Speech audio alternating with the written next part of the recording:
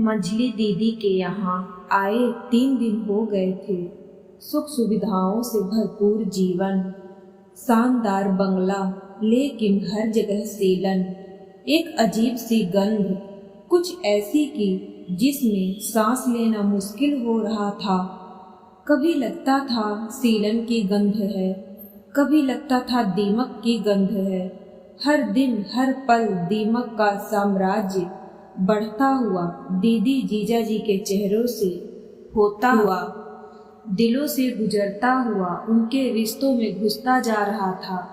जीजा जी इतनी जल्दी ऑफिस क्यों जाते हैं? मैंने ब्रेड कुतरते हुए अपनी एक्सरे मशीन दीदी की ओर घुमा कर रख दी। हाँ दीदी, संक्षिप्त जवाब जो बात को आगे ना बढ़ा सके। आते भी देर से हैं, हमेशा या आजकल ही। मैं आज पीछे हटने वाली नहीं थी। हमेशा कहीं दूर देखते हुए एक और छोटा सा जवाब आया। ये मेरी बहन नहीं थी जो मेरे सामने बैठी थी। मेरे लिए अब बात घुमाना मुश्किल हो रहा था और बात करना भी। दीदी, क्या है ये सब? कैसे रहते हो आप और जीजू? नहीं, जीजू ठीक हैं, आप ही हो ऐसी। मैंने जानबूझकर खुरेदा। क्या है जो पकड़ में नहीं आ रहा है? हाँ, मैं ही ऐसी हूँ। मछली दीदी को मैंने हमेशा आग का मानवीकरण ही माना। तेज तर्रार, प्रखर बुद्धि की स्वामिनी, आत्मनिर्भर, और आज ये आत्मसमर्पण की मुद्रा में एक तीर और बचा था मेरे पास। वो भी चलाकर देखना चाहिए।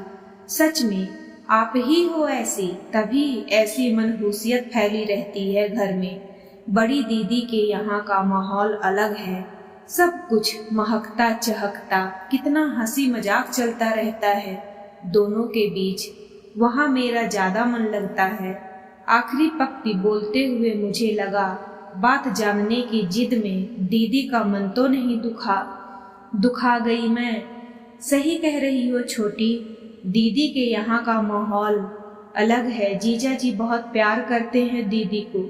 ये बात कहते हुए दीदी ने चाय का एक घूंट भरा। चाय की भाप उनकी आंखों में उतर आई थी।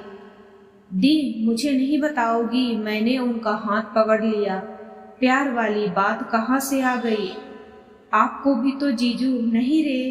दीदी ने मेरा हाथ सहलाते हुए कहा। ये मुझे प्यार नहीं करते। मैं अवाक रह गई। इतनी बड़ी बात दी इतनी सहजता से कैसे बोल गई? बहुत देर सन्नाटा पसरा रहा। दीदी संभलने की कोशिश कर रही थी और मैं उनके संभलने का इंतजार। उनके आंसू चाय में गिर रहे थे। चाय ठंडी होती जा रही थी और सीलन की गंध तेज होती जा रही थी। आपने कभी उनसे पूछा नहीं? मैंने बहुत कोशिश करके ये 5 शब्द उनके सामने रखे। इसमें पूछने जैसी क्या बात है? कारण मुझे पता है। दीदी ने मेरी ओर देखते हुए आंसू पोंछे।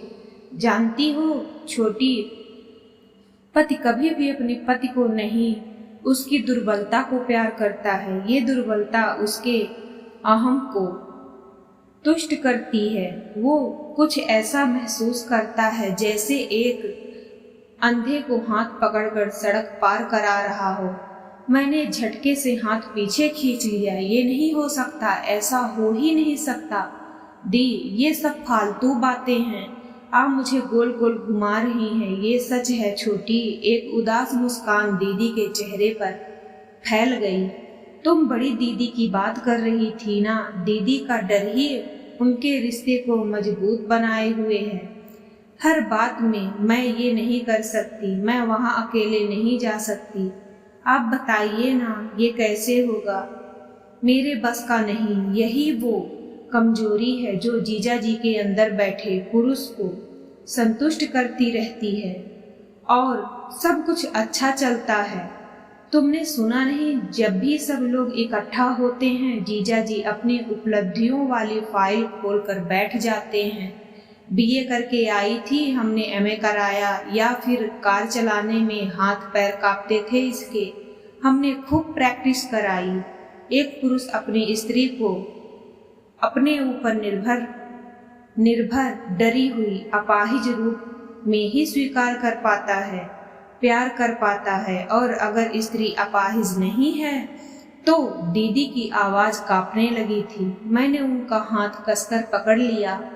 अगर स्त्री अपाहिज नहीं है तो मैंने अपने स्वर में भी कंपन महसूस किया। तो वो बहुत जल्दी ऑफिस जाता है और बहुत देर से घर आता है। दीदी पथराई आंखों से मुझे देखते हुए बोली, और समझ में नहीं आता है कि पूरे घर में गंध सीलन है या दीमक की।